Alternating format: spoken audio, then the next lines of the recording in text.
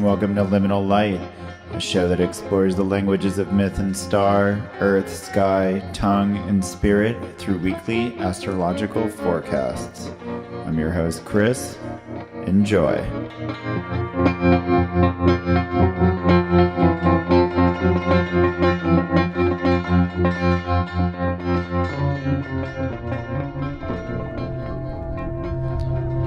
Fireballs, talking statues, and abysses rise up from the swirling waters as if the oceans of Solaris have crept into our minds.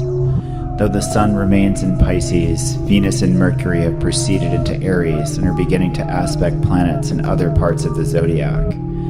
The very watery few weeks now begin to be punctuated by earth and fire, as black bile again flows through the body of existence, carried by the blood and circulated around, like so many stones segue via sanguinolent sewers to their proper place as the array unfolds and the territories we hold or come to defend, like archipelagos surrounded by children's dreams threatened by adult invasions.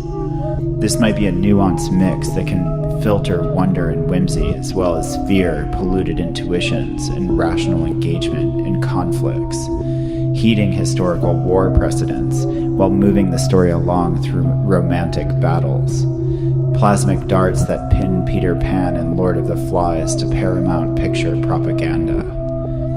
With our boots on the ground and our blood pumping, Mercury squares Saturn at 3 a.m. EST.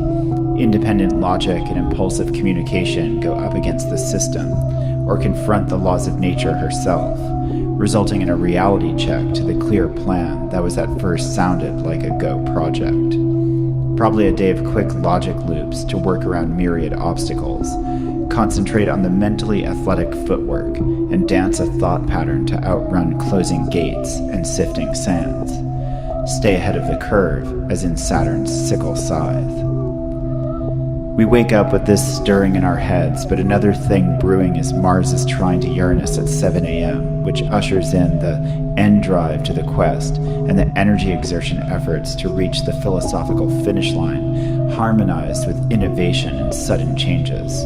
A chaos-infused final stretch push to reach realization of the ultimate truth. Mars also applies to conjoin Aculeus, as he applies to trine Uranus. Attacks can strengthen our resolve and incite us to further or forward thrust, as well as deepen our defenses. We are sometimes awakened by assaults, driven and strengthened by being attacked. We begin climbing the sudden strikes like a ladder. Picture the ubiquitous final fight trope in any kung fu film. Tasting our own blood on our lip and having our life or victory threatened inspires us to reach into our reservoirs of fire and pull our punches and kicks previously unprecedented. This will not be necessarily physical, but can land also in our spirits and wills, our creative pursuits, or even the philosophy or identity sensibilities. Tap into your Kundalini energy if you know how to. Raise your fire to improvise on the fly. Although it's more than possible for our systems to fry or reach fiery overload as well, so some might try alternately cooling down instead. This depends on disposition and composition. The bottom line is to be like a boxer, monitor heat and action versus rest and rehydration. An hour later, the sun sextiles Pluto. The sun's royal procession in late Pisces becomes instead an emphatic and intuitive emotional roller coaster of ecstasy and tragedy, while sextile Pluto is willing to collaborate with ancient mystery, void vision, black holes in the structure, overwhelming strategic blind spots, utter obsession and terrifying power. The tracks take us up to blinding heights, down into dark depths, and ultimately beyond the beyond. Pluto aspects are always interesting, as it's the void itself rearing its head. Sometimes it's enchanting, and sometimes it's even deadly.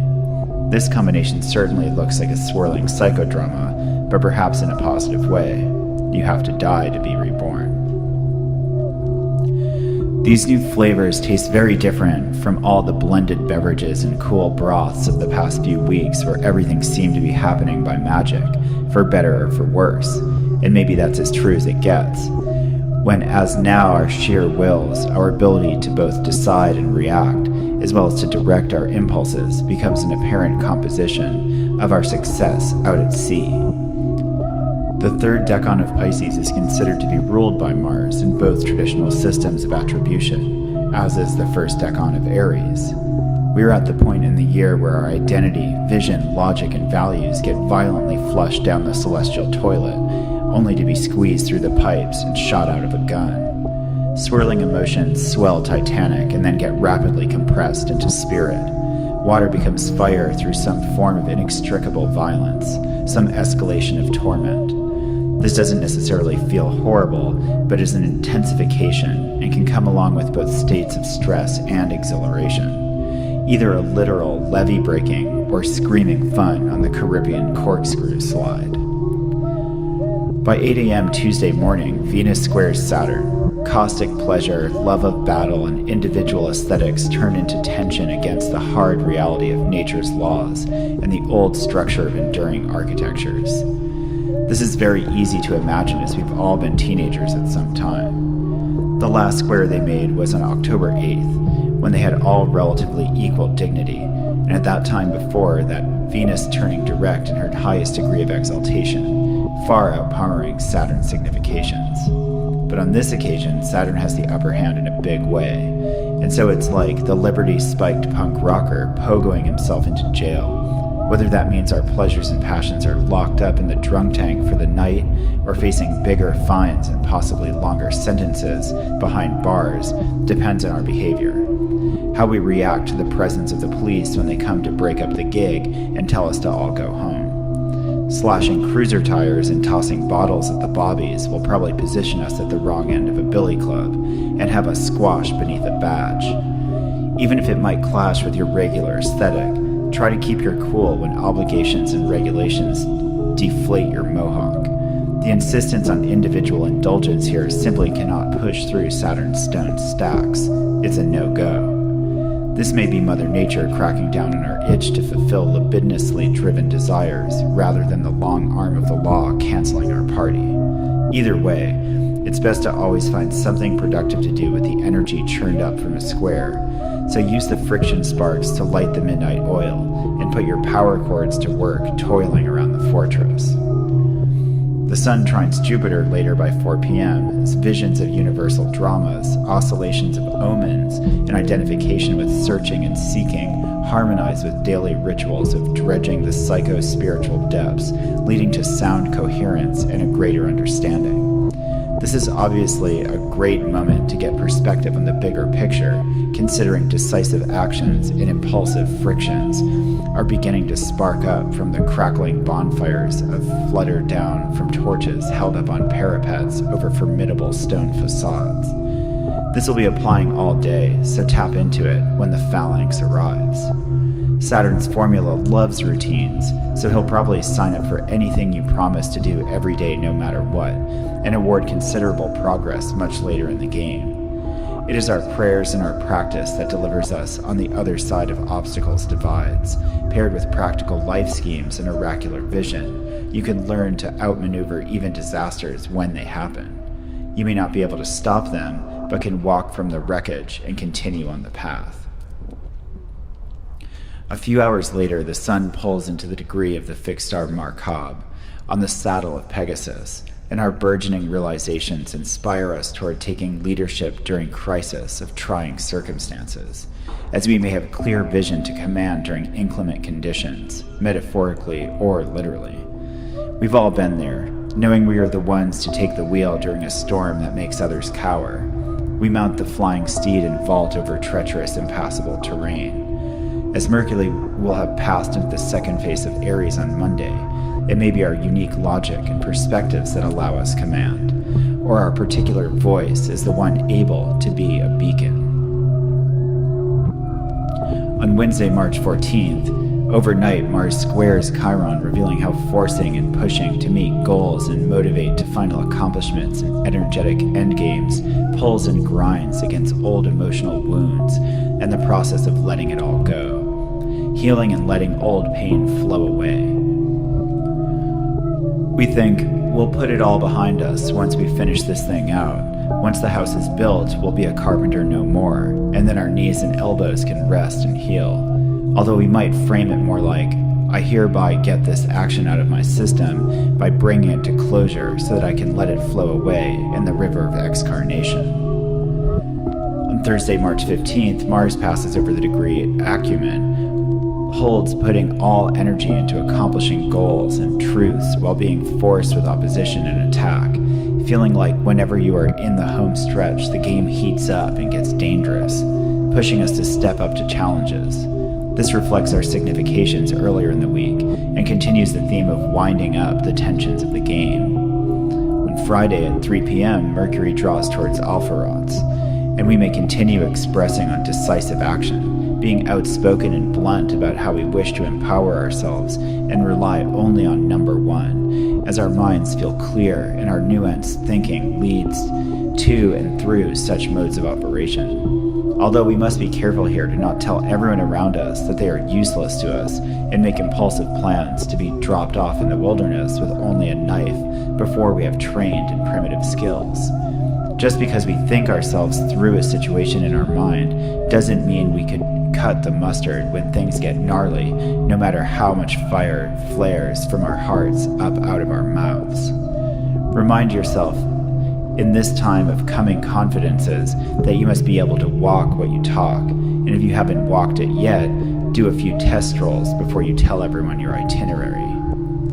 On Saturday, March 17th, to round off all these preliminary pyrotechnics over the emotional lagoons, we receive a new moon in Pisces at 9 a.m. on Venus's highest degree of exaltation in the 28th lunar mansion, Bat al-Hut. Out of the darkened crossroads is incepted a dream-chasing cycle akin to getting back in touch with childlike imagination, awe, and wonder, complete with infantile emotions. We might reach out to Mount Falkor and follow the luck dragon to Jareth the Goblin King, but instead of diving into mysterious reflections, first be wise enough to petition for the clarity to proceed and navigate safely through this dream world and return intact. We must ask for guidance, arrange for a worthy guide, and be mindful to reap the harvest of the dream world as we journey, rather than passively floating through some whimsical preoccupations. There may be ampler fruit, that which had become complete and is now ready to pick, but we must actively reach out and grab it, as it might not simply show up in our mailboxes. We might achieve some insight as Mars ingresses Capricorn by 1 p.m. and squares this new moon once it reaches Aries by 3. In this ingress, Mars becomes exalted and exceedingly strategic, playing life like chess. Rather than outright attack, outmaneuvering becomes key and utilizing positioning to your advantage. As Saturn is co-present in-house, that is a definite big power play period, we may find that we can play a heavy game, but be mindful that we are also likely being played ourselves. Look at the board of life and consider your moves and start getting your defenses in order. Arrange your pawns and rooks across the squares. Look for weaknesses, advantages, strengths, openings, opportunities. Make sure you've got yourself covered while beginning to develop what your own plan of attack looks like. Failure to do so might find you bowled over by the competition. Study your own position thoroughly and decide how you want to stand your ground and protect your territory. If this requires moving to a different spot quickly before the action heats up, dash and get in position. The fact that this squares the moon just entered Aries implies that we will feel this gathering storm in our belly and bones and be naturally motivated to get ready. In all this, it is very important to stay calm and to not burn yourself out. Find Saturn's pace and sync up to it. Steady, respectful, and calculating. We may be riding Falkor, but we ride him into conflict with the Red Queen, and the game we play is for keeps. So considering the rules gravely and studying them with intent is likely a wise idea. This game has survived from antiquity, so there's a long history to refer to, in tomes which collect established strategy. In all of them, finding footing on a hilltop or some other position that is easiest to defend begins the match, and then comes taking them by surprise, divide and conquer, blocking their ports, barring their retreat, and all the rest. Jupiter may be of help, as he is pulling out many internal secrets and exposing the most primal motivations for greater understanding of what options you've got. This may be your man on the inside, or the intelligence agency you need for the upper hand. He may be telling you more about them or more about yourself, but either way, he provides many resources to succeed, even if you have to meet with him by night in an empty parking garage. He wants you to improve your game, keep a direct line to him open, and follow his advice.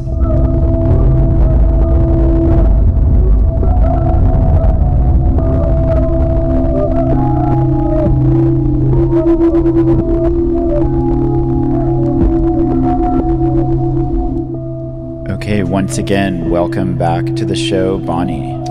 Good afternoon. And today we have Anoushe Shoja-Chaghorvand, sculptor, printer, curator, videographer, and general mixed media artist. How you doing, Anoushe? Hello, I'm doing great. How about you guys? Good. Yeah, we're all doing good. This is a Snow Day, Yeah. International Women's Day. It's Oh, hell yeah. pretty good. I like that. Yeah. Yeah. Yeah, and so you're close enough to us that we're both experiencing a nor'easter right now. I think Oh. we're supposed to get it worse than we are, so that's so cool. Oh, really? Someone told me like the polar opposite of that. Oh, They were really? like, my shitty roommate last night was like, oh yeah, like, we're supposed to get like 8 inches, and then Troy is supposed to get like 18 inches. Oh, Well, we weird. really have gotten 18 Yeah, inches. it's more than a foot. We don't have to do snow talk for too long. Yeah. But how much snow did you get? Snow dog. Yeah, this will be for subscribers only. Yeah. They can like the snow version of the. Yeah. Local Get Damien and subscribers. Vanessa on the phone. Oh, Yeah, totally. Yeah. Yeah, we should definitely next winter we'll do another whole show, Snow Talk. You know? So what's going on? Yeah. Cool. So, what have you been working on most recently? Or it doesn't even matter if it's most recently, but what's up? What are you excited about working on right now? Oh, I have a few things that I'm pretty excited about.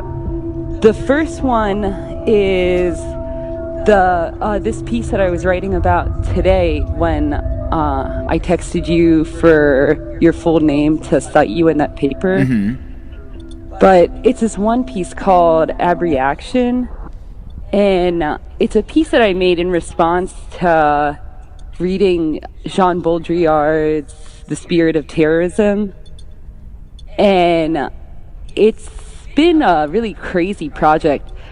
I really, and it's funny because when I was talking to you about, I guess, like what's going on in the skies right now, and thinking about like this like idea of like deeper feeling or looking back at experiences, I was looking at the Baudrillard essay and the word abreaction came up, and I didn't know what abreaction meant initially, and then I looked it up, and in terms of what you were talking about in terms of like this deep feeling or like this like idea of exhuming trauma in a cathartic way, Yeah. that's like exactly what that word means. Oh, yeah. And it was so poignant, and so I made this piece that's based on, I guess, like my reaction to the Twin Towers collapsing in 2001. And also like Is just that the like double initial. scythe one? Oh, what was that? Is that the piece that you have the what is it, scythe, like the double scythe? Oh no, that's No? like a piece. That's a piece related to that, but it's this one piece that is like these two towers that are stacked on top of each other. And I lifted the imagery of. There's this column in Dario Argento's Inferno in the apartment building, and so it looks like one of those columns, but it's split in half, and they're like slightly coming, like, or I mean, they're two different columns, but they're like at different angles.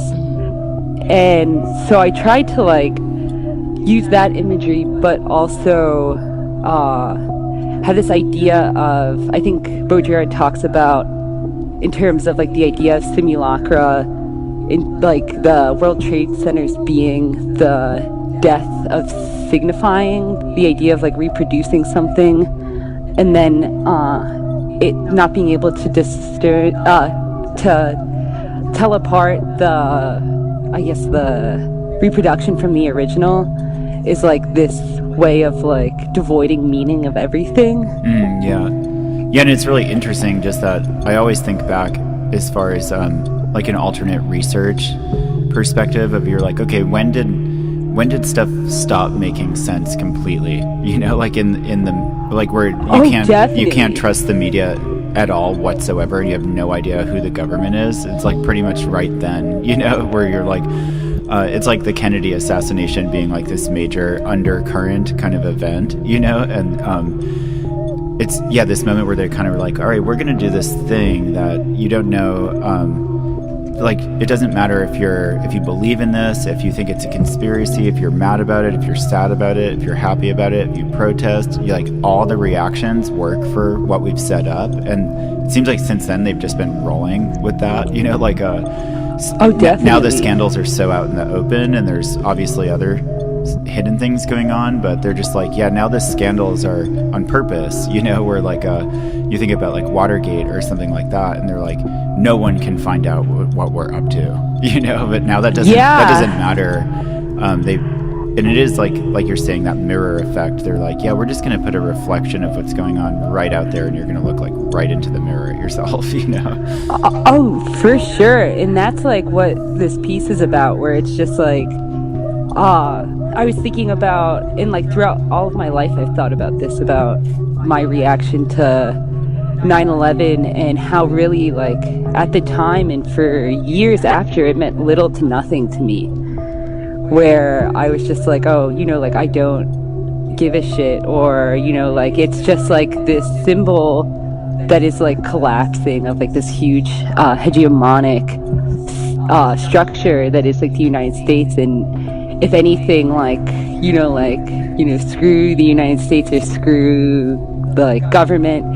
Like, I like the idea of something like that collapsing. Mm-hmm. But recently, like, it's been like, I don't know, kind of the opposite, especially with like the Parkland shooting.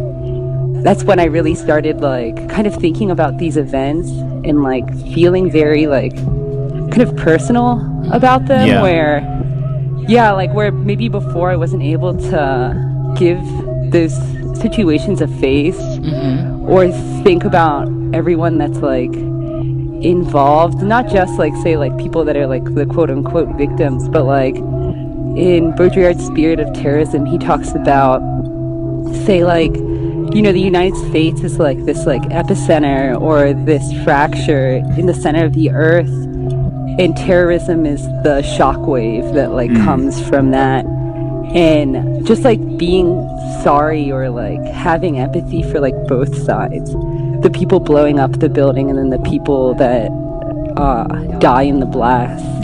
Totally, for sure. That I know exactly what you mean. I do too, and I remember that reaction within the like the anarchist community when the Twin Towers fell. A lot of people just reactionarily were like celebrating. They were like, great, tear it down, you know. But then of course it's like, no, this is like tragic, you know. But it's like, yes, tear it down, and it's also tragic, you know. But it's crazy, like as far as the astrology works out, because that is part of that's like a big ties into a lot of the big cycles, like the Jupiter and Saturn chronocrater cycles, and you know, that's means a lot now, like that's switching over from Earth to air, and that was around 2000 and leading up to 2001 was part of this big story of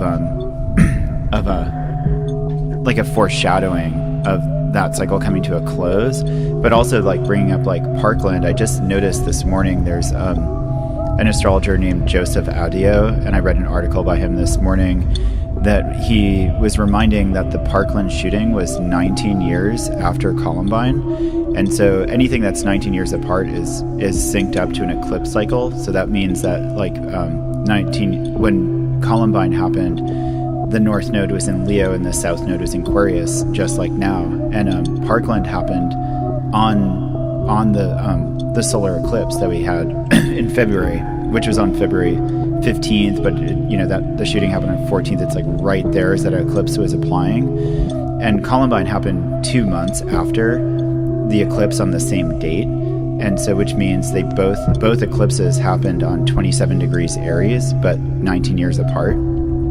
Oh my God! So it's really weird. It's like it bookends these stories, oh, definitely. and like that's if you think about the third decan of a like late Aquarius in general is about like what's on the fringe and who's on the fringe. If someone has like their sun in Aquarius, a lot of times you'd say like, oh, you might tend to be an outsider, you're on the outside of things, you're estranged, or you're an exile, you put yourself out on the fringes, not in the focus. And it's a real story of these like like the trench coat mafia, like this story of like the ostracized teenager. Oh yeah, everyone was calling like a freak, and people would scream freak at people, like and that was like, and it was a bit like, oh well, they're putting like alternatines or whatever, like they're putting themselves out there, but then now society's coming around to be like, oh yeah, no, like you can't have, there's no alternative identity. It's like everyone just has their identity, like you shouldn't be ostracizing people for expressing any identity. But and then like you said, like you can feel for the people who are highly ostracized and damaged from things like that, and from obviously from like the victims themselves. But it was really interesting. The other thing about late Aquarius is it's about separating like emotions from thought. And people who do these shootings, you're like, how could they do this? Like emotionally, how could they pull the trigger?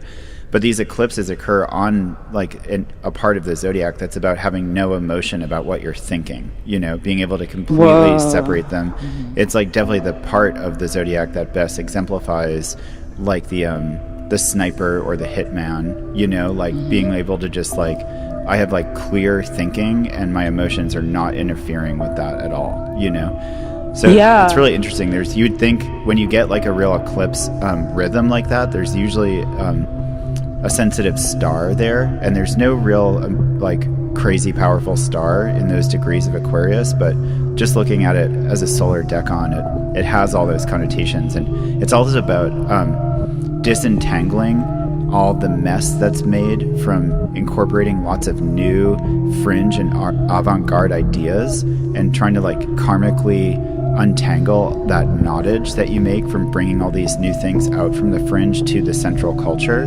So in 1999, that was like America Online, that was like that big push of the internet and chat rooms and things like that. And then now, of course, it's like whatever social media is now. So I looked back to the eclipse before that, which would have been 1980, and I saw different stories, but not this story. Even though that year there was the Winter Olympics took place in upstate New York, and that's where the birth chart of the NRA is. So you could probably, like, if I kept searching, I could probably find this thread, but yeah, that's crazy. You get this, it does create this bookend thing, where you get this one story between these two eclipse periods. Oh yeah, and also Inferno came out in 1980. Oh really? Crazy. Yeah. Yeah, once you fall into these vortexes, it's like you have to dig yourself back out because it starts being like apophenia. Avalanche. Yeah. Oh my God, yeah, I bet you go back till like forever. But it's so cool, like when you were first described the piece you've been working on, just so people who are listening know, when you're talking about like unearthing that stuff from the deep and from and doing something with it and causing new growth and awareness with it, that's falling into like the Jupiter and Scorpio aspect that we definitely. have now. And then it's that's what I wrote about, and how I referenced you was that I was writing about this upcoming, or like this like exhuming of like emotions that like I really like did not I haven't really experienced before. Yeah, and that, I think one of the reason why the 1999 and the 2018 eclipses had this signature and the 1980 one didn't, is that like now we have Jupiter in Scorpio and Mars in Sagittarius and Jupiter sign, and then in 1999 we had Jupiter in Aries, which Mars rules, and we had Mars in Scorpio. So it was still this like Jupiter Mars story, Whoa. But and what Bonnie mentioned about the other piece that you've been working on with the two sides is funny because that's very much like Saturn themed, which we have like a big Saturn theme astrologically right now as well. Oh, definitely. And yeah, and that one piece I'm super excited about. It all started as we were up in Wade, Zoe, Ashley, and I visiting Damien and Vanessa, and we were all talking about like this idea of like people like in a chain, like I think we were like just like saying like how could somebody possibly commit group suicide with scythes? Typical Wade conversation. Yeah. Welcome to Wade. Yeah. And it was so funny because like we were like, okay, yeah, it would have to be like, I think we all like got in formation too to like really like figure it out. And we were like, okay, so we would all stand in a chain and we would all have a scythe in our hands. And then the blade would be around the person next to us, like say to the left's head. And then it just continues like that, where everyone has a scythe in their hand and a blade around their neck. And we all pull at the exact same time. Wow. Yeah, that's like very Saturn and Capricorn, as like this is Capricorn's very like systematic, and it's like a formation, it's like a hierarchy, you know. Whoa. And then with Mars, you know, when Mars is ingressing into Capricorn, and Mars is in rulership there, and that's kind of like the trigger, you know, that's like the action part of it. Like one is laying the hierarchy out, and then Mars is saying like, okay, do it, like cut. You know? Damn, yeah, no, for sure. That's so cool. So yeah, what so you have those pieces, and then you're doing your movie. You're having a movie night there. Oh yeah, I started this experimental film club at this school, and it's been really nice. We showed Black Moon, I guess like a week or two ago, and that was a good movie. I liked it. How we decide upon picking movies for that club is that they all have to like kind of fall into like this like freak category of like cinema. And we write down all the names and throw them into a hat. Yeah. Someone picks one out just so we can like eliminate like you know, the idea of like a popularity contest. Yes. Yeah. Where it's like, oh, you know, like Rachel's voting for happiness. Yeah. Rachel's cool. I'm gonna vote for happiness too. Yeah. Is it open to the public or is it just for students? Right now it's just for the students here in like BFA and MFA, but I really want to get other people from outside involved. Like Ashley was really interested in some other people I made friends with here, and also people like in Baltimore or like a few other cities on the East Coast being like, oh, can I like recommend movies and like be a part of it somehow, like via Google Doc or whatever.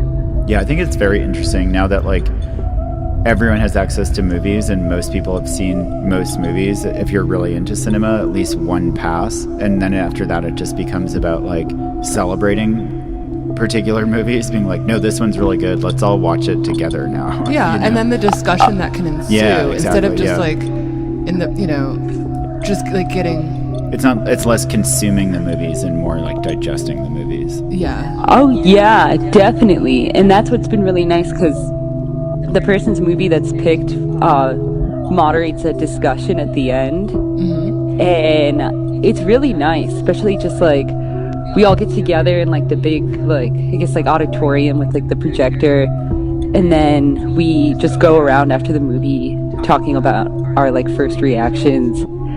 And yeah, it was funny. I was like, for that movie I was blown away by the breastfeeding scenes. Was it the younger ladies in the movie are breastfeeding this crazy old woman? And I was talking to Charles about it because I had like mixed feelings about that movie, because I mean it was cool because Joe D'Alessandro was in it. I know. He's the best. Yeah. And it's so funny. I was like waiting for him to talk the whole entire movie, and he didn't speak a word. Yeah, he could not talk in that movie. Spoiler alert. Yeah. Right? Because have you guys ever heard him not like act in not a New York accent? I don't think so. That's what I thought, because everyone in the movie had was I think the movie took place in I forget, Italy or something, or and I feel like they had him not speak because he just can't. He can't do it. New York accent. Maybe there were some deleted scenes or something. Yeah. They were like, that's not going to work. Cut that out.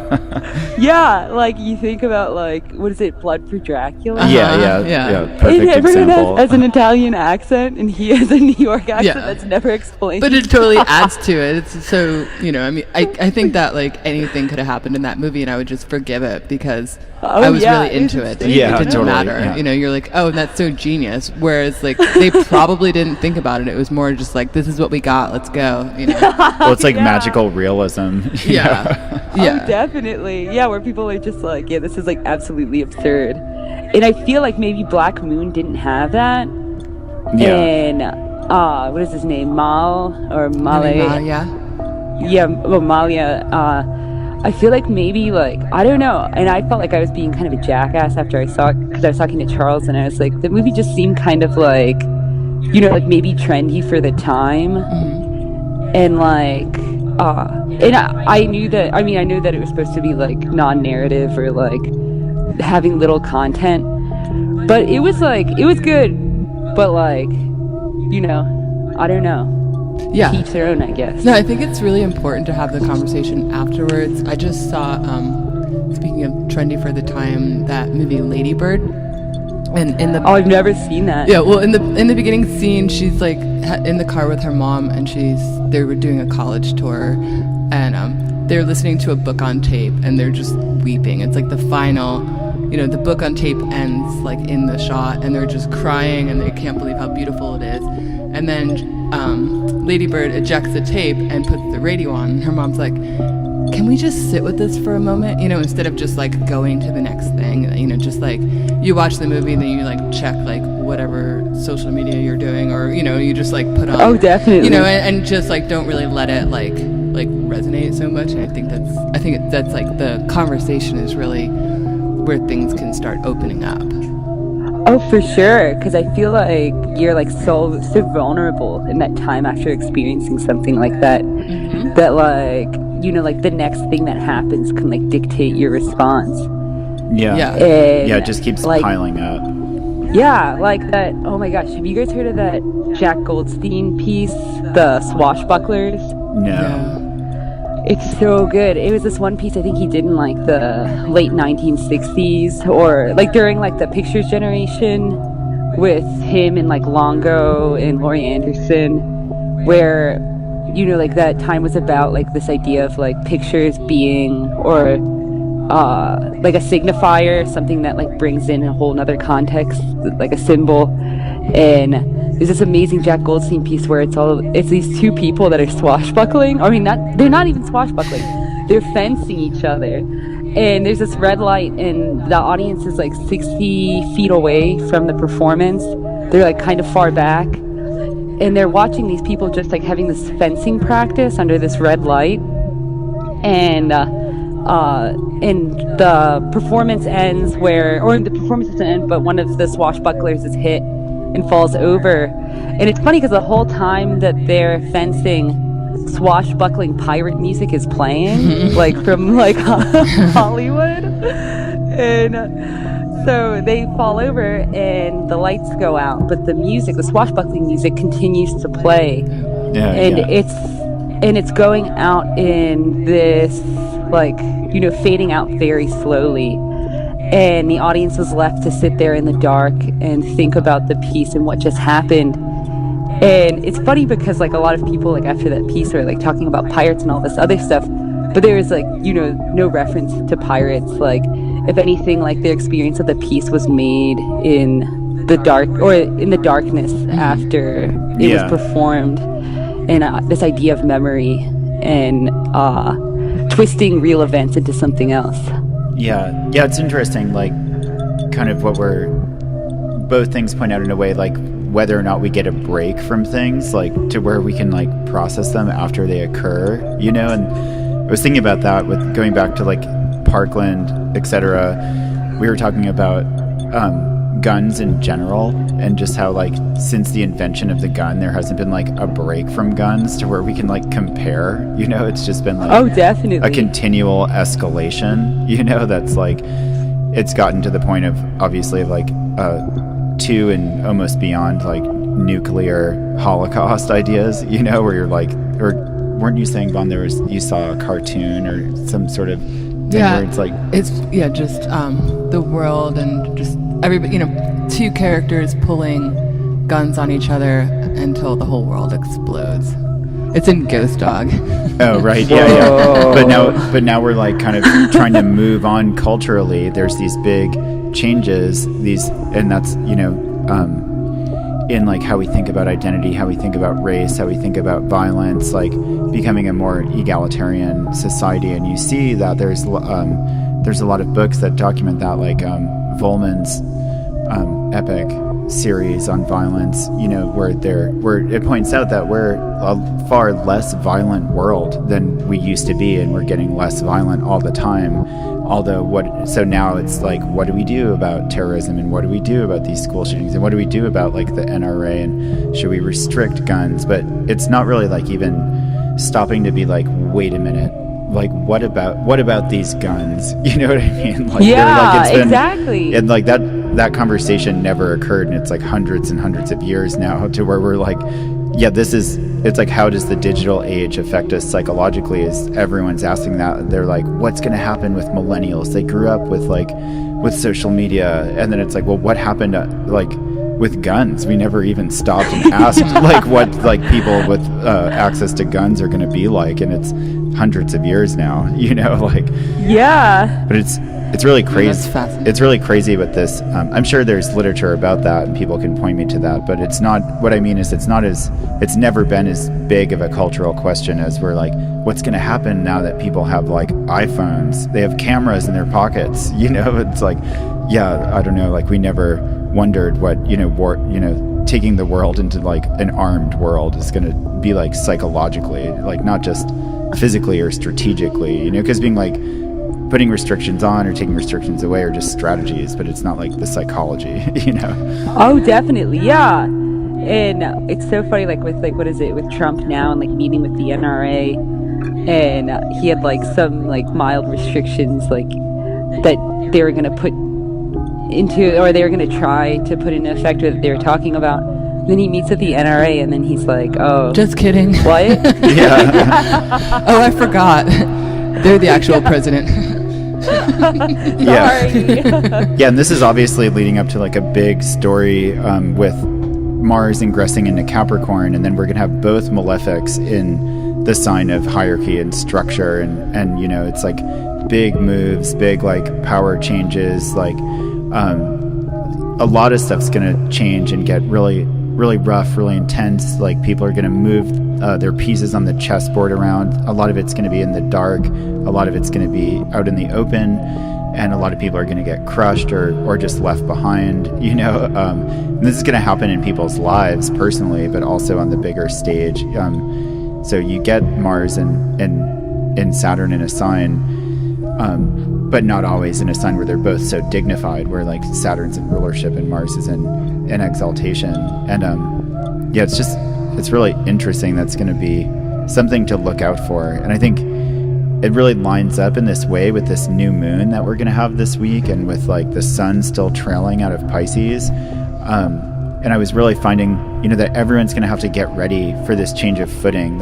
You're going to see it in the news and see these big things happening, like these stories, and taking power and passing power. But, you know, to remember that that's going to happen in your life, and that the parallel at work is going to become really important, I think, in this, as we're leading towards astrological New Year, of making sure there's a dynamic and parallel of the magical work that you do and the mundane work that you do. Like, if you're doing abundance work or money work, to make sure there's channels for money to flow into, or if you're doing work for your love life or something, to make sure that you have like a bunch of mingling or going on some trip where you can meet people like planned, you know, so that like you're structuring and maneuvering and transferring power for yourself, rather than you can't just sit at home and and do magic for money and just like have money start showing up in your mailbox, you know, like you need to create something for it. Because last year was like a really hot dynamic year where we opened up a lot of change space, like demoed out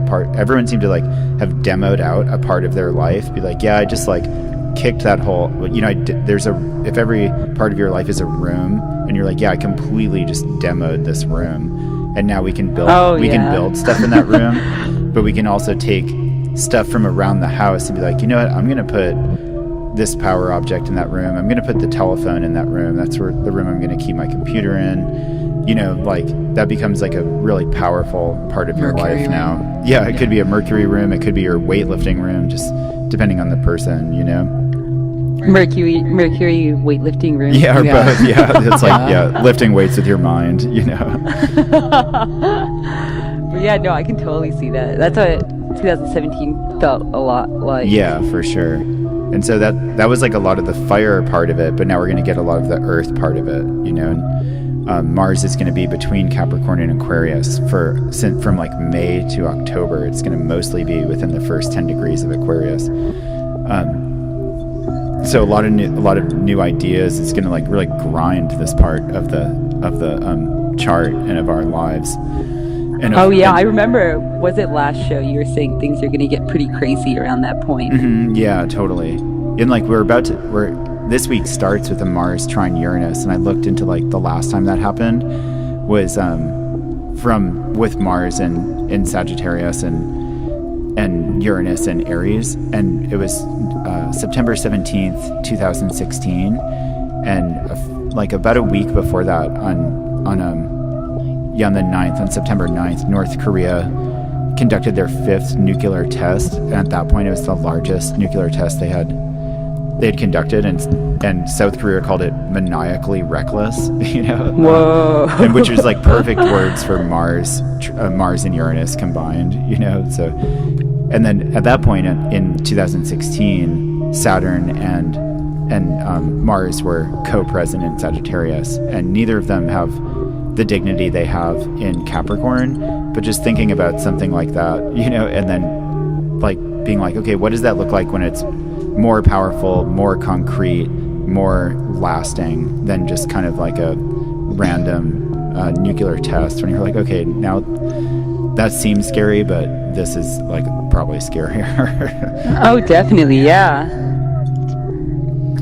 Damn. Yeah, and a lot of stuff going back and forth between Mars right now too, because Venus is in Aries and Mercury's in Aries. And so we made a bunch of predictions last week about what that might look like in fashion. Oh yeah, I heard some of those. What was it? What is it? How to destroy a business in 3 or a brand in 3 years or less. Yeah. Such a good title. I know. Tell me scathing. Simply. Yeah, that's like a good word for Aries in general, like scathing. I love that. But then, Bon, you found some stuff, right? Yeah, for in Paris week we had Alexander McQueen showing leather bustiers with chiffon skirts and lots of heavy leather belts over what would be more typically feminine dresses and shapes. Hermes had that going on too, with a lot of leather. And then also I thought was interesting, they had leather cut into very like pretty shapes, sort of loose but cinched at the waist. I really liked it. And then they also did a silk that had a print of brass or gold studs on it, which was super Venus and Aries. Totally. I love that. High-waisted leather skirts with heavy, typical Hermes brass hardware. And then we had Elie Saab showing a similar thing to Alexander McQueen with the flowing chiffon floral dresses with heavy leather corset belts. And it's interesting that it's like the bondage element to it, because you just to think about, because Saturn also is in Capricorn this time around, you know, so you're getting like that Aries kind of like Mars aggression, but then I didn't think about it until now when you were going through it, that you're also getting the kind of like constriction. Yeah, and I was also thinking of it as strengthening the core. It's like you're showing, you're not afraid, you're no longer afraid as a woman to show femininity if that's what you're into, but your core is strengthened, so you can be like, look like a princess but have that strong core, that you can have resolve, have opinions, not be afraid to voice those opinions, and it's all lovely. Yeah, and show that like vulnerable side, but like use it as like this like power dynamic as well. No, exactly. Yeah, as opposed to those kind of like in the 80s, like all that Donna Karen, power suits and just like trying to dress like the guys, and right. Not, it's like it's carving your own path and being like, yeah, well, we did that, and we. Yeah, it doesn't have to mimic masculine power to be feminine power. It made me think of like kind of like Amazonians and just interesting female characters like that. Yeah, I'm not going to go too into it, but a good article to read along those lines and rethinking that is in the long read. It was in The Guardian. It's by Lily Loughborough.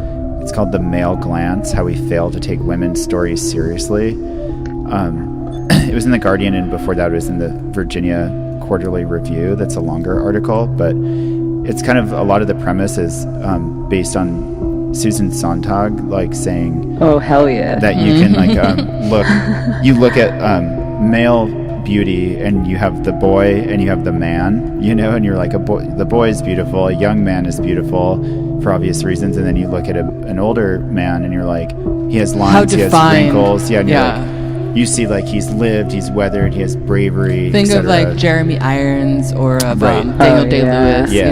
Yeah, Daniel Day-Lewis is a great example because you get both versions of him throughout his career. Mm-hmm. But then for women, you just get the girl, and then as like, you don't have this like, in like pop culture, or whatever, in like the greater culture, you don't have this like this full second phase that you get like of the woman, that like where you have this weathered look. But it goes into a lot of different directions with that. But yeah, that's so cool. It's definitely it's worth reading. It was we can, or you could just look it up. Yeah, I'll put links to it in the I would love that when I post the video. Lily Loughborough wrote it. Yeah, what a wonderful last name.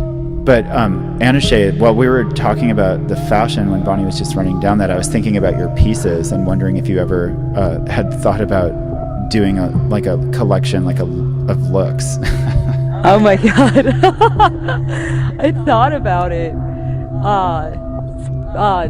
not that long ago, like maybe like a few months ago, and I would love to. I would actually like to. I just think it would be, just like purely like, just like so enjoyable to kind of like combine the world of sculpture and fashion, and like just like create a reality. But I guess that's what a movie is, right? Yeah. Yep.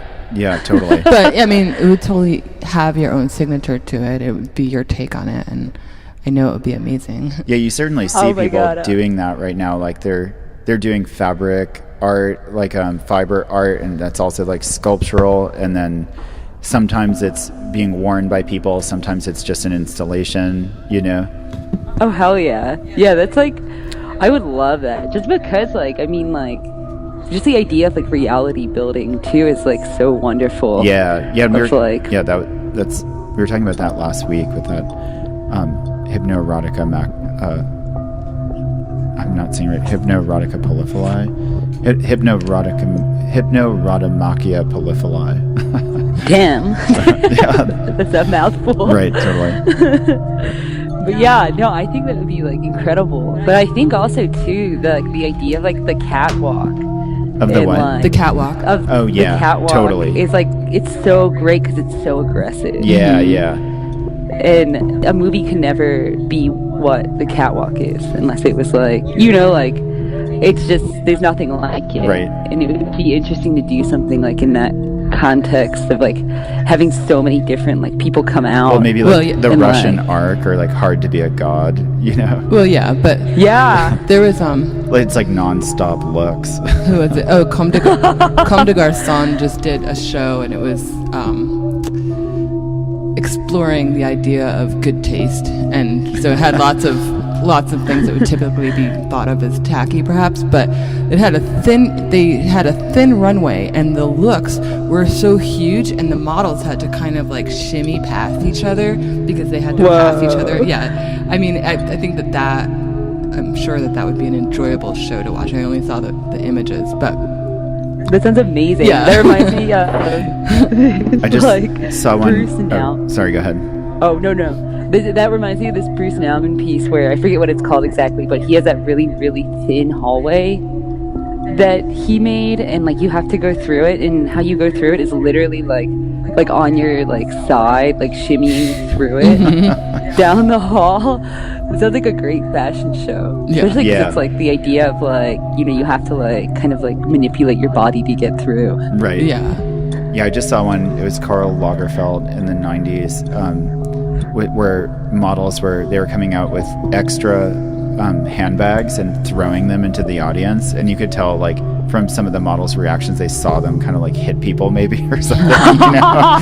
They were I think the idea was like it's a gift, but it ended up being like maybe a little bit more aggressive than they expected. You know? Yeah, and it also caused like probably tons of melee. Yeah, everyone's like, I want that Chanel bag. Yeah, or like, was it Chanel or was it a different? I can't remember, but it was God. like 90. Yeah, mid 90s, early Yeah. 90s. But yeah, like hitting people's like breaking camera lenses or something. Well, That's amazing. we're running out of time here. This always happens. Do you want to quickly, Anoushe, tell people where anything you have coming up or where they can find you? Oh yeah. So I'm gonna be here in Portland until I guess tomorrow, and then I'll be in Baltimore from the 9th to the like 16th, and then I'll be back up here, and then I'll be around the USA in the summer, but also I think we're gonna do a Murdered Word possibly with Barkev in New York this summer. Oh, crazy. And and there's some other events on the rise, but I feel like the best place to go and like see what's going on, my website is under construction right now, but I would just, if you know, Instagram is a great place to see what's going on. Okay. Mm-hmm. Unfortunately. Yeah. Well, no, it works. it's great. Yeah. What's your Instagram handle? It's underscore AN0USHE underscore. Okay, great. Well, we'll send people there. Thanks so much, Anoushe. Thank you so much, Anoushe. Thank you for listening to Liminal Light. Our theme music was composed by the ever-talented Asa Irons. We spoke today to Anoushe Shoja-Chaghorvand, who also contributed the background sound, a Henning Christiansan song she modified and sampled. I'm your host, Chrissy Pucheri Rapucci, and you can find me at atavisceral.com, where I post articles and forecasts, offer chart readings, talismanic concoctions, occult services, tarot, divination, and more.